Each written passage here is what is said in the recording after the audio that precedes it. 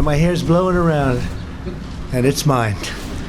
So friends, in today's video, we are going to discuss a very interesting topic which has been an object of speculation amongst many people in the hair loss industry, and that is the journey of Donald Trump and the care he took for his hairs, the various procedures he has undergone for his hair transplant. I, Donald John Trump, do solemnly swear that I will faithfully execute the office of President of the United States. And we know that he just got sworn up as the 47th President of United States for the second time, but that is in itself a very interesting thing. But from the point of view of hair transplant surgeons, it has been an object of speculation how Donald Trump has been able to maintain his hairstyle even after having a strong family history of hair loss. Friends, I am Dr. Satya Saraswat. I am a gold medalist plastic surgeon. I am a diplomat of American Board of Hair Restoration Surgery, a member of ISHRS, that is International Society of Hair Restoration Surgery, a member of various other national and international organizations like ISAPS and ASPS, which is American Society of Plastic Surgery. I have been in this field of hair restoration since 2006, which is around 19 years. And not only we treat these patients of hair loss and do a lot of hair transplant, we also train a lot of doctors in the field of hair transplant, which we are doing since last 9 years, and we have trained more than 90 doctors. So please keep on watching this interesting video till the end, because there are a lot of parallels or a lot of points which we are going to discuss about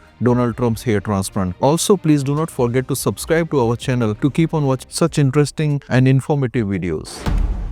As we know that Trump inherited this hair loss from his father, Fred Trump, whom, as we can see in these pictures, also suffered from hair loss up to the age of around 75 or 80 years. He had almost a grade 3 or a grade 4 male pattern baldness, which was visible from the pictures which are available. So it is speculated that Donald Trump also inherited the same tendency of male pattern baldness or a genetic tendency of a male pattern baldness from his father. So similarly, he could predict this, and he started losing his hair from a very early age. As we can see, the earliest picture which is available of Donald Trump is at around 4 years, where we can see that he has quite a big forehead and his hairline is quite on the higher side. It's not exactly the 1/3 ratio which we know holds true for the facial profile in almost all the patients except for the ones who are suffering from a male pattern baldness. But his forehead looks quite broad even at a very early age. Now, looking at the pictures later on in the 70s, we can see that his hairline looks lower than what it used to look when he was around 4 years of age, that is 1950. So at the age of 30 years, we can see that he has lower hairline. And in this picture of 1978, we can see from the side that the hairline is lower than the previous pictures which are available in the early age. And we can see, on zooming in, we can see that there are sort of lumps of hair which we can appreciate. Most probably in the 70s, probably in the mid 70s, he had undergone a punch grafting. This technique was first formulated by Dr. Orentrich in 50s, and around 1954 or 55 he first described this technique of taking out the graft using thicker punches of 4mm punches, and these punches used to have around 16 to 20 hairs transplanted from the back side or the donor side in a single go, and they were transplanted into the bald or the balding or the thinning area. And here we can appreciate that this irregularity and the large thick clumps of hairs which are visible in his hairline on the left hand side appear to be a punch graft. This technique then was used extensively for next around 25 years till around late 1970s or the early 1980s. This was the only standardized technique of addressing your hair loss solution. Also of interest in this 1978 picture is to note that his left frontotemporal angle appears to be very sharp, and there doesn't appear to be an area where a scarring of a hair loss is visible as is visible in his later pictures. Seeing his pictures from the 80s, it appeared that he did not underwent any hair restoration surgery process, but he changed his hairstyle. He started combing them in a way that it used to hide his frontal baldness. Another picture which we see in his 1990s from 1991 shows clearly that his frontotemporal angle has changed. There is a specific area where a scarring pattern is seen. At the same time, his hairs are directed towards from the left towards the right, and this probably is due to a procedure known as Jury flap, which was first described by Jose Jury in around 1975, and it also became quite popular method of restoring your hairline by using a large flap from either right or left side. This flap generally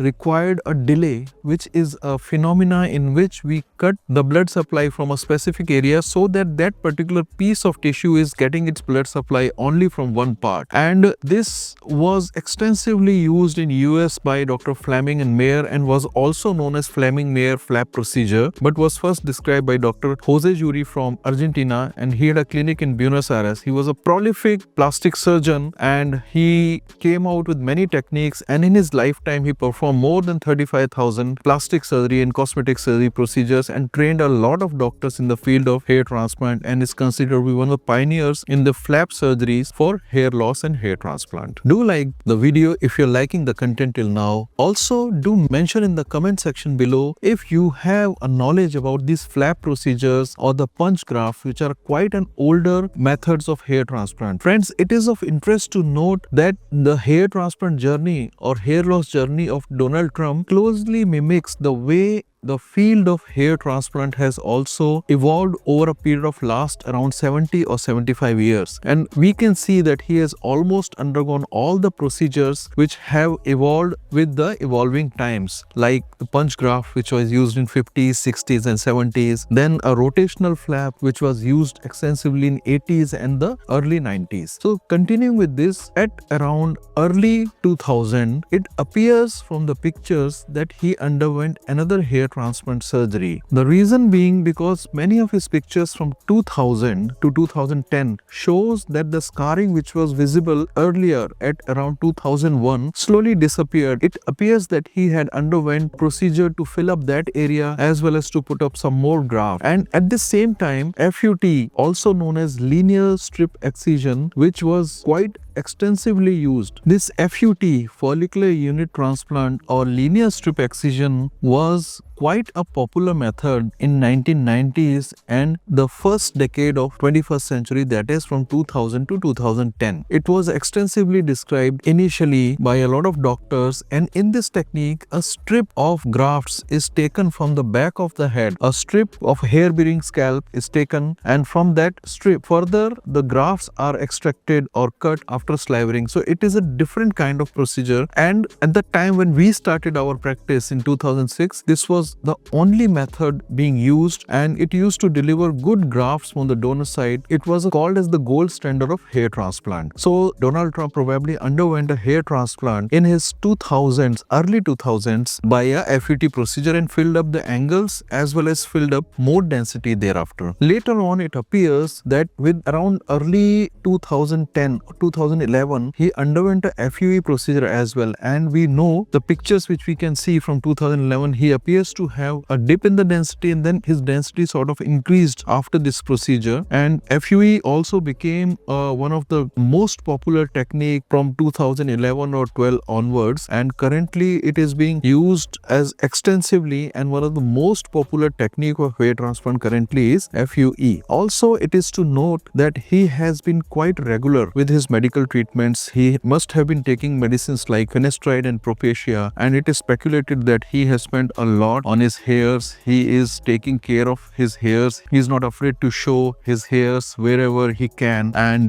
he has been taken even at the age of 79. We can see that Donald Trump does appear to have a good hairs. Also, very important fact for you to consider is that he keeps his hair long. So we know that the hair volume depends on many factors. One of them is the radius of the hair, square of radius, and the other one is length, then density, and the area, complete area. So one of the factor is the length also. If you have undergone a hair transplant and want to see proper volume after your hair transplant, you should probably keep them longer and not short, because the density is, there is a limit to what we can achieve in a hair transplant. If you keep your hairs long, then the hair volume appears to be higher. There are many pictures available on the net and everywhere where his hairs are flowing with the wind, and in those pictures we can see that his scalp scalp appears to be thinner. So probably even after many surgical procedures, exact details of them which are not available anywhere, he is also taking a lot of medicines, medical treatments like finasteride and minoxidil in all probability. If you want to see such one other video where we have discussed the hair transplant of Elon Musk, you can click the video given in the link above. So this entire journey of Donald Trump and his hair loss, his hair transplant, the way he has managed his genetic problem of hair loss over a period of almost 50 years or more is an example how you or anybody can take care of their hair loss problems. And it is not a one-time